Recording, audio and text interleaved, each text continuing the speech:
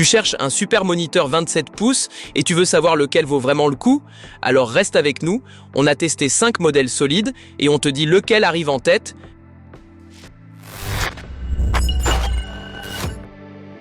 On commence avec le modèle le plus simple de notre comparatif, le Dell SE2725HM. Il arrive en dernière position, mais attention, ça ne veut pas dire qu'il est mauvais.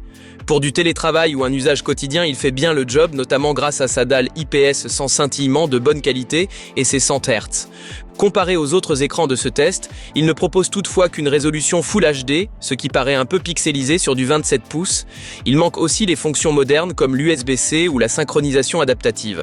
En plus, il ne peut être qu'incliné, donc pas top côté ergonomie, mais à ce prix-là, c'est une solution fiable et confortable pour travailler, étudier ou streamer sans fioritures.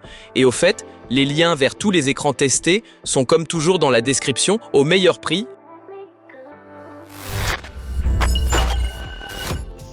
Un petit upgrade, le moniteur incurvé de Samsung prend la 4e place avec sa dalle VA 1800R. Il ajoute une touche d'immersion sympa.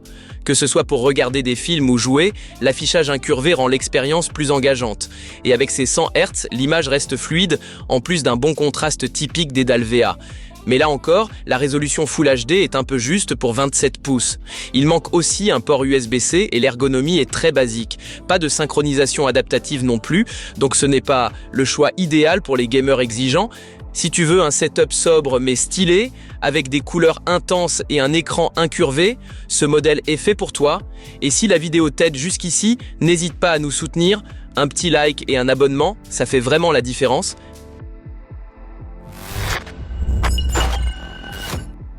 En 3e position, on passe direct à la 4K, avec le Philips 27E, un N1800, c'est un vrai champion de la netteté.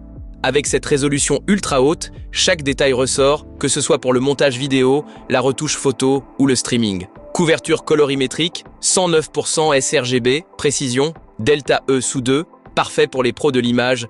Il propose aussi Adaptive Sync pour une fluidité sans saccade. Par contre, il n'a pas de port USB-C et il se limite à une simple inclinaison.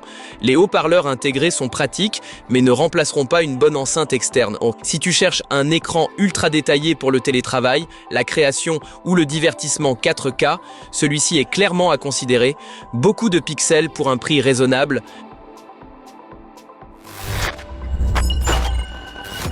Le moniteur Asus iCare arrive en 2e position et il porte bien son nom.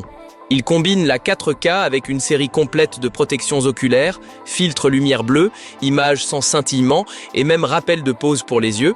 Cerise sur le gâteau, sa surface est antibactérienne, parfait pour la maison ou les environnements partagés. Côté technique, il coche presque toutes les cases, HDR10, Adaptive 5, belle restitution des couleurs, mais il n'a ni USB-C, ni réglage en hauteur, ni fonction pivot. L'inclinaison suffit pour la plupart, mais c'est à noter. Si tu veux un affichage net, confortable et moderne, c'est un excellent choix, et pour les gamers, les petits extras comme Game Plus sont un vrai bonus.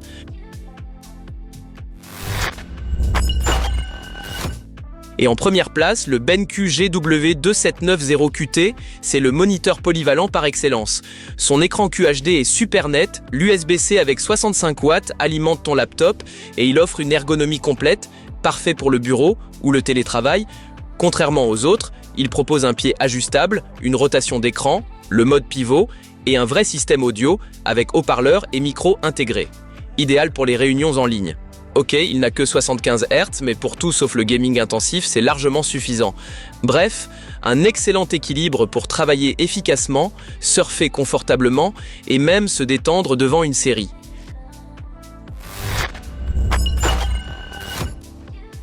Tu veux savoir quel écran est vraiment fait pour toi? Tous les liens sont en description. Jette-y un œil et compare. Et si la vidéo t'a plu, un petit pouce et un abonnement, ça nous aide énormément à continuer.